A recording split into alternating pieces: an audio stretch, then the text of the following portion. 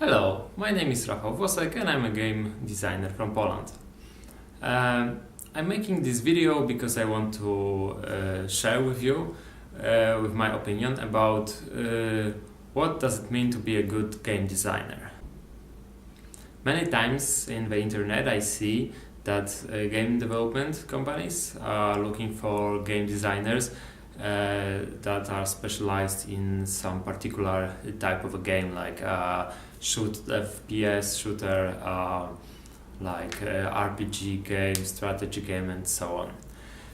In my opinion, it's good when you are specialized with some type of a game, but the most important thing, the most important part of being a good game designer isn't exactly the specialization. The most important part is the way you think and the way you design games in general and your general experience. So what is it exactly? Well, for the first, I think that the good game designer can create fast a good prototype.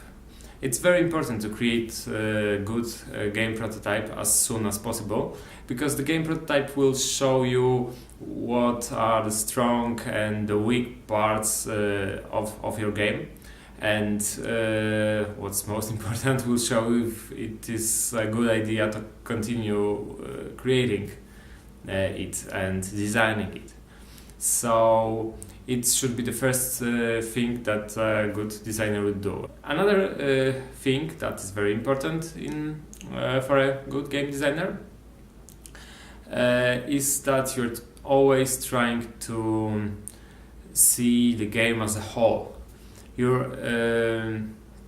Of course, it's important to concentrate on some issues that you are working on right now, but it's very important to always have the game as whole in your head, to see the whole image, because when you do, it's easier to make decisions, it's easier to concentrate on things that are really important in that project.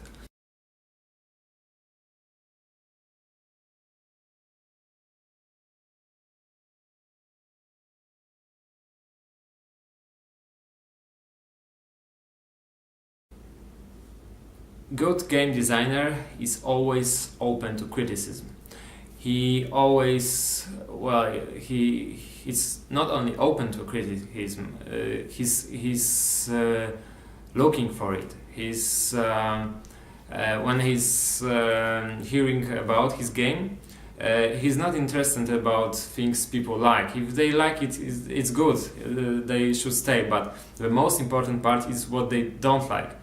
The good game designer never stand and defend his ideas if someone doesn't like them. It doesn't mean he already, when someone doesn't like your ideas, you should throw them out. It's not like that. The most important thing is that when you hear when you hear that one of your ideas is bad and someone think so, you shouldn't defend this. Even if you think he isn't right, you should let him speak, because it's much harder to find a person who actually will tell you what he think is wrong and what he don't like, than a person who just tell you, oh, everything is cool, I like the project.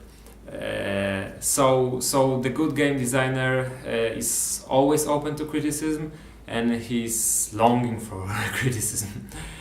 All right. The good game designer, that's another thing. A good game designer always tests his project, and he performs as many tests as possible. If he can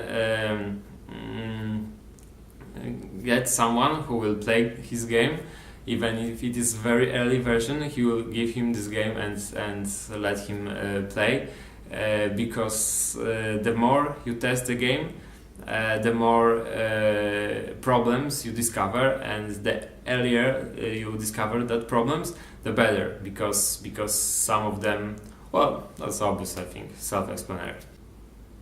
As a game designer, you will always face problems and issues that should be resolved.